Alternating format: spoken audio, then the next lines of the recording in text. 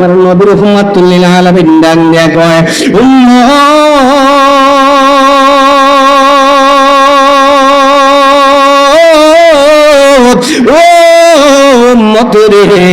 তোদের জন্য আমি তায়েফের ময়দানে আঘাত খাইলাম, তোদের জন্য আমি উহুদের ময়দানে দান্দান মুবারক শহীদ করলাম। এই উম্মত, তোমাদেরকে আমি এমন একটা রাস্তা দেখাইয়া যাই, যারা সকাল সন্ধ্যায় এই কলবের দিকে তাকাইয়া খেয়াল করিয়া করিয়া আমার আল্লাহ রাব্বুল আলামিনের জিকির করবে রে, আমি রাসূল তোমার বাংলা ঘরের মধ্যে এসে দেখা দিদার করব। বলেন সুবহানাল্লাহ। এই জন্য আমার বাবাজিরা আমার আসুন ওই আল্লাহর জিকির করব, যে আল্লাহর জিকিরের মাধ্যমে কলবের ময়লা পরিষ্কার হয়ে যায়। সুবহানাল্লাহ বলবেন না? আমার বাবাজিরা বন্ধুরা আমার, এই দরবারের মধ্যে আসছেন বাহাদুরি করার জন্য নয়, ঘোরাঘুরি করার জন্য নয়। এই দরবারের মুরিদ হয়ে যারা দোকানপাটে ঘোরাফেরা করে মনে করবেন তারা ভাগ্যবান নয়, তাদের কপালটা বড় খারাপ। কেন জানেননি? বলবেন হুজুর কেন? এত বড় একটা হক্কানি দরবারের মধ্যে আসার পর সে রাস্তাঘাটে ঘোরাফেরা করে কিন্তু বাড়ির মধ্যে কিছু নিয়ে যাইতে পারলো না, দোকানপাটের বুট বাদাম ছাড়া। দোকানপাটের কিছু বুট আর বাদাম আর এই কি বলে জিলাপি টেলাপি ছাড়া আর বাড়ির মধ্যে কিছু নিতে পারলো না। কেন? কারণ তার স্থান ছিল বাজারের মধ্যে, আর আপনার আমার স্থান হলো জান্নাতের বাগানের ভিতরে। আর যদি বলেন সুবহানাল্লাহ। এই জন্য আমার বাবাজিরা বন্ধুরা একটা জবান বন্ধ রাখবেন না, জবানটা খুলে দিয়ে বলেন না ইয়া রাসূলুল্লাহ। আরে নবীর আবার আরেক জায়গায় আইছি, ইয়া রাসূলুল্লাহ বললে তো আবার আরেকজনের ঘরের মধ্যে শরীরে আগুন লাগিয়ে যায়। ইয়া রাসূলুল্লাহ তো এখন বলা যায় না। আহা, যে একটা তাফালিনের মধ্যে আমরা আছি। ইয়া রাসূলুল্লাহ বললে কো বন্ড আইছে, সুন্নি আইছে। আরে বাবা, তুমি বন্ড বলো আর সুন্নি বলো, যাই কিছু বলো রে, আমি মনে করি কবরের মধ্যে আমার নবী আইব, কবরের মধ্যে আমার নবী আইসা বলবো, এই উম্মত তুই কি দেখোস না আমাকে, আমি হইলাম তোর মদিনার কামলিওয়ালা। এই জন্য লাশটারে যখন কবরের মধ্যে রাখা হয় রে, বিসমিল্লাহি ওয়ালা মিল্লাতি চেয়ারম্যান সাহেব বলে না, ওই লাশটারে যখন কবরের মধ্যে রাখা হয় ওই সময় বলে না বিসমিল্লাহি ওয়ালা মন্ত্রী মহোদয়, এমপি মহোদয়, প্রেসিডেন্ট মহোদয় বলে নাই। লাশটারে যখন কবরের মধ্যে আপনারে আমাকে কবরের মধ্যে কফিনের মধ্যে করে ঢোকায় দেওয়া হবে রে, ওই সময় বলা হয় বিসমিল্লাহি ওয়ালা মিল্লাতি। এটা আওয়াজ করেন, বিসমিল্লাহি ওয়ালা, বিসমিল্লাহি ওয়ালা মিল্লাতি রাসূলুল্লাহ, নবীর মিল্লাত রাখলা। আমারে সুন্নি বললা, আমারে বেদাতি বললা, মাজার পূজারি বললা, বন্ড বললা, যাও যাও, তোমার কথায় আমি কান দেব না। আর মদিনার নবী যদি আমারে কোলের মধ্যে কবরের মধ্যে নিয়ে যায়, আমার আপনার জীবন হয়ে যাবে ধন্য। কথা বলেন ঠিক কিনা? এই জন্য জীবন থাকবে, ইজ্জত থাকবে, ধন সম্পদ সন্তান সব কিছু কুরবান করে দিবেন বস্তু বর্জনে। রাসূল বলেন, আমার রাসূল বলেন, আলালা ইমানা লিল্লাহ মুহাব্বাতুহু, যার ভিতরে মুস্তফার প্রেম নাই, নবীর প্রেম নাই, তার ভিতরে ঈমান নাই। আর রাসূল বলেন না, কারণ নবী বলেন আলালা ইমানা লিল্লাহ মুহাব্বাতুহু, যার ভিতরে সিনার ভিতরে আমি রাসূলের মুহাব্বত থাকবে না, তার ভিতরে ঈমানও থাকবে না। আমার রাসূল শুধু তাই নয়, রাসূল বলেন লা ইউমিনু আহাদুকুম হাত্তা আকুনা আহাব্বা ইলাইহি মিন ওয়ালিদিহি ওয়া ওয়ালাদিহি ওয়ান নাসি আজমাইন। উম্মত ততক্ষণ না পর্যন্ত ঈমানদার হতে পারবে না, মুমিন হতে পারবে না, যতক্ষণ না পর্যন্ত তুমি তোমার জানের চাইতে, তোমার আব্বা আম্মার চাইতে, তোমার সম্পদের চাইতে, তোমার সন্তানের চাইতে, তোমার তামাম জাহানের চাইতে আমি রাসূলকে বেশি ভালোবাসবে না, ঈমানদার হতে পারবে না। আমার রাসূল বললেন ঈমানদার হতে পারবে না। সুতরাং নিকলির বাবাজিরা, উদ্দরহাটের বাবাজিরা, একটা কথা বলতে চাই, হাত তুলে ওয়াদা করে বলবেন জীবন যাবেন সব কিছু ছাড়তে পারি, মুস্তাফা প্রেম ছাড়তে পারি না। কথা বলেন ঠিক কিনা? দুই হাত তুলে বলেন ঠিক কিনা?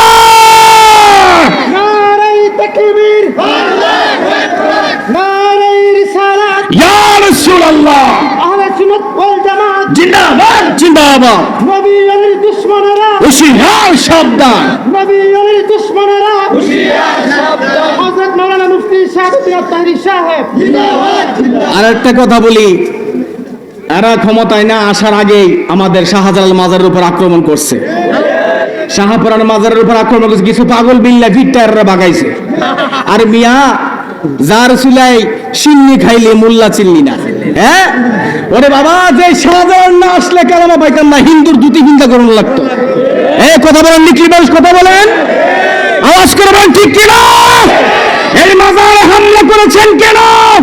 যদি এই মাজারের মধ্যে গাঁজা খায়, গাঁজাকে দূর করেন। কেউ মাথা ব্যথা করছে, মাথার সময় কেল্লা খাইটা ফালাইবেন না ওষুধ খাইবেন? কথা কই না, কি করবেন? আপনি যারা অনৈতিক কাজ করবে, যারা গাঁজা খাবে, অন্য কিছু সেবন করবে, তাদেরকে প্রতিহত করেন, কমিটমেন্টকে বলেন, ম্যানেজমেন্টকে বলেন, না পারলে আমাদেরকে বলেন, আমরা আপনাদেরকে সহযোগিতা করব। তো মাজার বাগবেন কেন? আপনার মাজারের মধ্যে অ্যালার্জি কেন? অ্যালার্জি এই জন্য কারণ আউলিয়া কেরামকে আমি পছন্দ করি না। আমার আল্লাহ নিজেই তো বলছেন, মান আদালি ফাকাদ আযানতাহু বিল হারবে। এই দুনিয়ার মানুষ শুনে যাও বান্দা, তোমাকে আমি বানিয়েছি, ওলির বিরোধিতা করলে আমি আল্লাহ তোমার সাথে যুদ্ধ করব। আর বলবেন না সুবহানাল্লাহ? তাহলে যে হক্কানি হিন্দি দরবারের এই বিশ্বা হুজুরের কাছে আসছেন, হক্কানি দরবার, সন্দেহ আছে? আওয়াজ করে সন্দেহ আছে?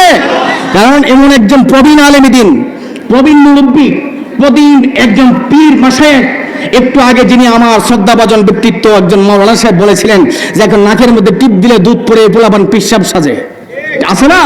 কিন্তু এই আমার বাবাজিরা, এমন প্রবীণ আলেমে দিনগুলা দিনে দিনে হারায় যাচ্ছে।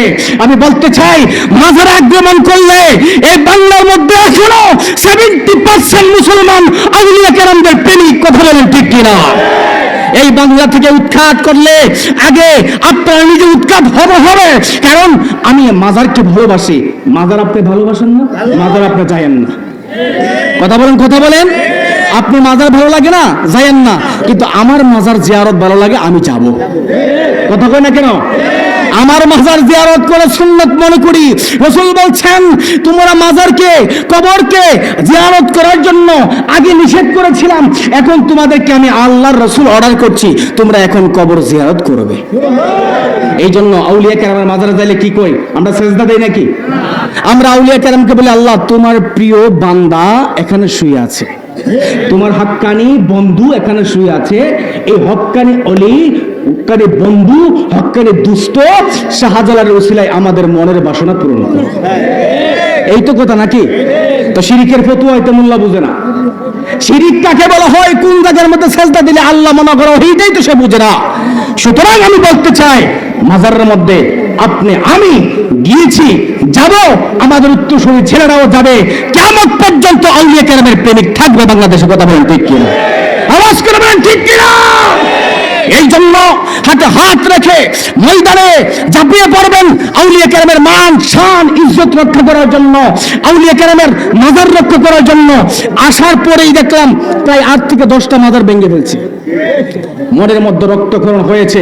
যারা আমরা আহলে সুন্নাত ওয়াল জামাতের অন্তর লালন করি, আউলিয়া কেরামের প্রেম, নবীর প্রেম আমাদের অন্তরে লালন হয়েছে।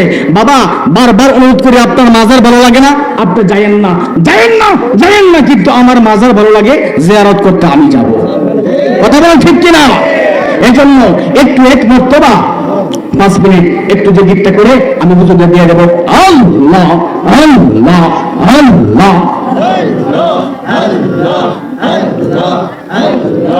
আল্লাহ আল্লাহ আল্লাহ আল্লাহ আল্লাহ আল্লাহ আল্লাহ। জবান খোলে, জবান খোলে। আল্লাহ আল্লাহ আল্লাহ।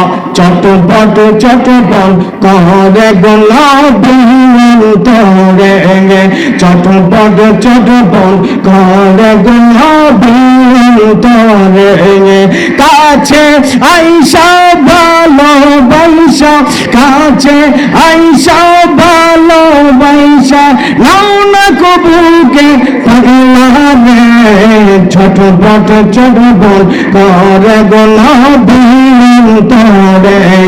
মারহাবা আল্লাহ মাশাআল্লাহ আল্লাহ আল্লাহ আল্লাহ আল্লাহ। মুর্শিদ মুর্শিদ কইরা আমার ব্রহ্মা নয়নে, আমারে বলি বাবা বাজন কে মোহনে। মারহাবা